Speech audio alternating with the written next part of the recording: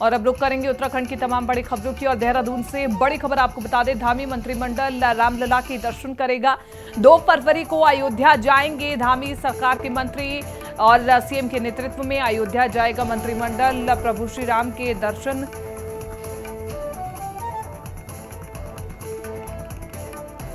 तो बड़ी खबर आपको बता रहे, 2 फरवरी को अयोध्या जाएंगे धामी के मंत्री, सीएम के नेतृत्व में अयोध्या जाएगा मंत्रिमंडल। 2 फरवरी को दर्शन करेंगे धामी सरकार के मंत्री। तो 22 जनवरी की अगर हम बात कर ले तो पूरे उत्तराखंड में अलग अलग समारोह आयोजित किए गए।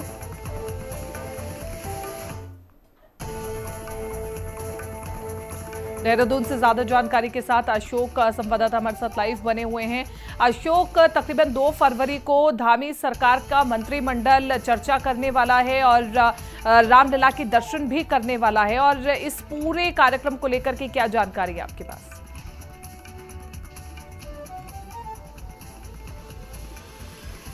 बिल्कुल कीर्ति, देखिए मर्यादा पुरुषोत्तम प्रभु श्री राम जो है अयोध्या में विराज चुके हैं, और अगर हम इस बीच में देखें तो लगातार पूरे ही देश में जश्न का माहौल वो देखने को मिला है।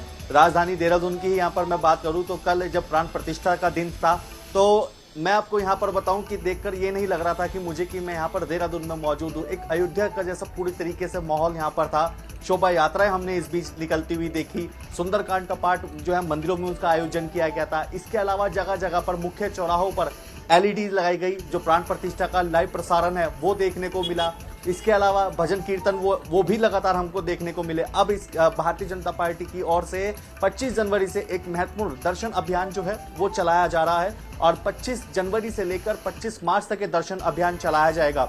इसमें अगर बात की जाए तो तमाम जो लोकसभा सीटें हैं उत्तराखंड में 5 लोकसभा सीट से, हर लोकसभा सीट से आप ये देखिए कि 6000 लोगों को दर्शन जो है भारतीय जनता पार्टी की ओर से कराया जाएगा। यानी कि इन 2 महीनों में कुल मिलाकर के 30,000 लोगों को दर्शन भारतीय जनता पार्टी की ओर से कराया जाएगा। इसके अलावा 2 फरवरी को मुख्यमंत्री पुष्कर सिंह धामी के नेतृत्व में धामी सरकार का जो पूरा मंत्रिमंडल है वो रामलला के दर्शन करने के लिए पहुंचेगा। अभी हालांकि अगर बात की जाए तो पूरा भी रोड मैप तैयार करना है कि किस तरीके से जाया जाएगा, और उसको लेकर के पूरी एक रूपरेखा तैयार की जाएगी।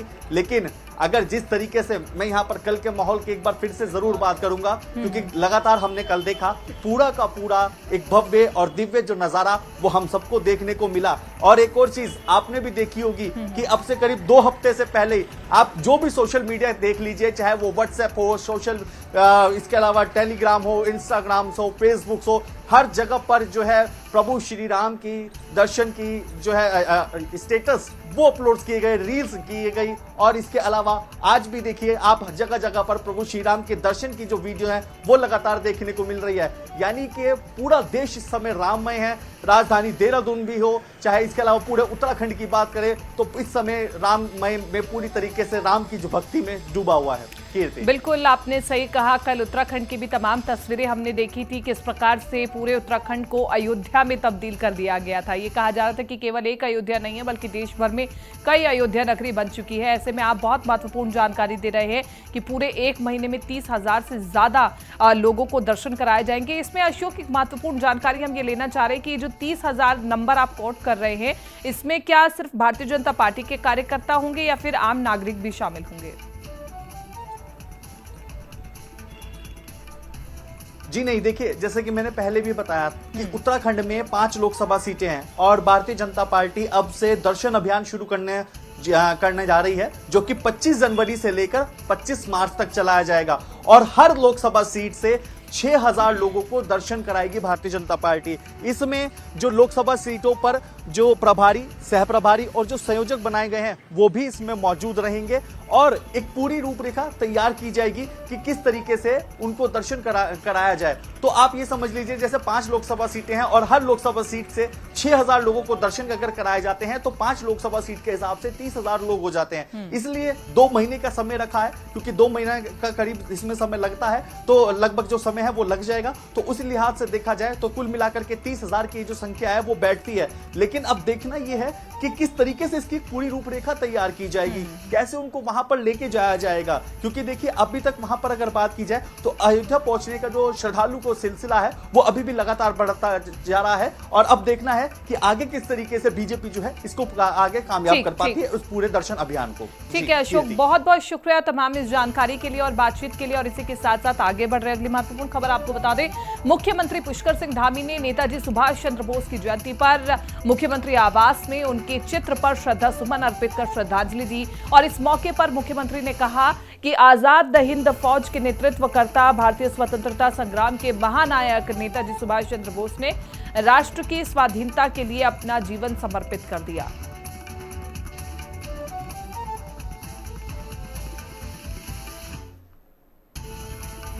और देखिए, अब उत्तराखंड में भारतीय जनता पार्टी दर्शन अभियान चलाने वाली है। बीजेपी अब राम मंदिर दर्शन अभियान शुरू करने वाले, जिसका जिक्र हमारे सहयोगी भी कर रहे थे।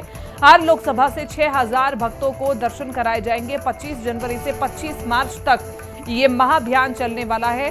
और उत्तराखंड भाजपा अब चलाएगी दर्शन अभियान। प्राण प्रतिष्ठा के बाद भाजपा अब राम मंदिर दर्शन अभियान करने जा रही है शुरू। प्रदेश की हर लोकसभा से 6000 भक्तों को रामलला दर्शन के लिए अयोध्या ले जाया जाएगा। 25 जनवरी से 25 मार्च तक ये अभियान चलने वाला है। तो तकरीबन 2 महीने के भीतर 30,000 लोगों को दर्शन कराए जाएंगे। हर लोकसभा क्षेत्र से 6000 लोगों को चुना जाएगा। राम भक्तों को प्रभु श्री राम के दर्शन कराए जाएंगे। और ये दर्शन अभियान काफी ज्यादा खास हो जाता है उन तमाम राम भक्तों के लिए जो बेसब्री से इंतजार कर रहे थे कि प्रभु श्री राम को कब विराजित किया जाएगा और कब हम उनके दर्शन करेंगे। रामलला की प्राण प्रतिष्ठा के साथ ही देश दुनिया के साथ देवभूमि में भी प्रभु राम की जयकारे दिखाई दिए, सुनाई दिए। प्रदेश में सदिव्य अवसर को लेकर के उत्सव का माहौल रहा।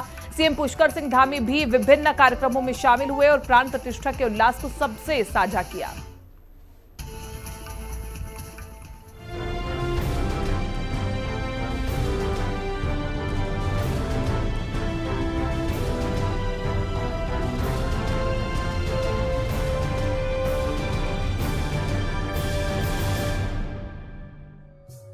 अयोध्या में विधि विधान के साथ रामलला की प्राण प्रतिष्ठा हुई और देश दुनिया के 1.5 अरब सनातनियों के हृदय आह्लादित हो उठे।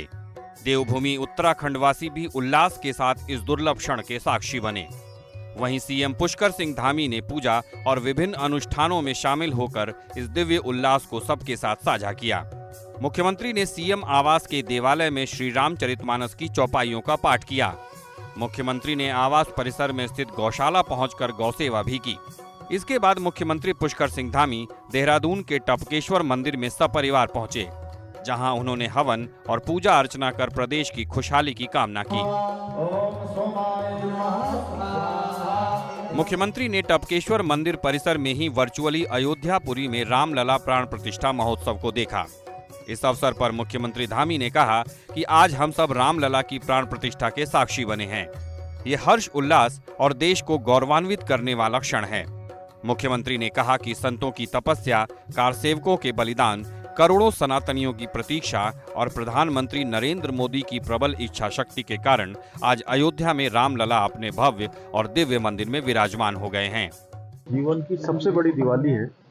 आज लंबे कालखंडों के बाद, लंबे संघर्षों के बाद अनेक लोगों ने अपने जीवन को लगा दिया, पूरी जिंदगानी लगा दी, तब जाकर ये दिन देखने को मिल रहा है। आज हमारे प्रधानमंत्री आदरणीय मोदी जी के नेतृत्व में भगवान की वहाँ पर प्राण प्रतिष्ठा होगी, भगवान विराजित होंगे और फिर से राम युग दुनिया के अंदर फिर से आ गया। सीएम धामी ने कहा कि आज का ये अवसर केवल उत्सव मनाने का दिन ही नहीं है, इसके साथ ही ये प्रभु राम के न्याय, नैतिकता, सत्यनिष्ठा, साहस, शालीनता और करुणा के भाव अपने जीवन में लाने का संकल्प लेने का भी दिन है। देहरादून से संवाददाता अशोक कुमार के साथ ब्यूरो रिपोर्ट, हिंदी खबर। और अब खबर देहरादून के ढोईवाला से है, जहां नगर क्षेत्र में आदर्श संस्था की अध्यक्ष के नेतृत्व में राम भक्तों के सहयोग से भगवान श्री राम जी की भव्य शोभा यात्रा निकाली गई, जिसकी कुछ झलकियां हम आपको दिखा रहे हैं।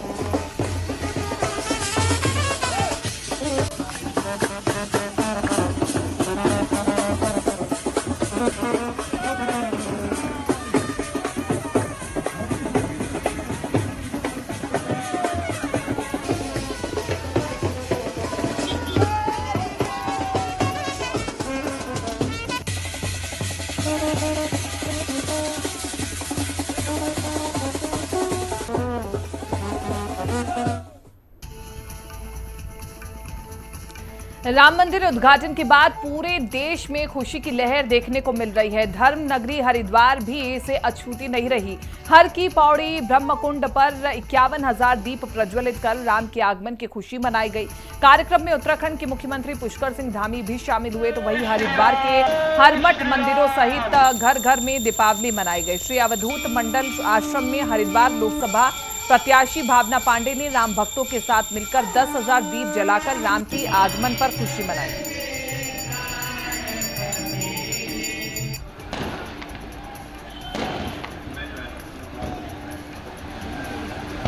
जय श्री राम, जय श्री राम। और अगली खबर हल्द्वानी से है, जहां पर्यटन राज्य मंत्री अजय भट्ट के आवास पर अखंड रामायण और भंडारे में हजारों लोगों ने शिरकत की। इस मौके पर अजय भट्ट ने परिवार समेत और स्थानीय लोगों ने हवन और पूजन अर्चना की।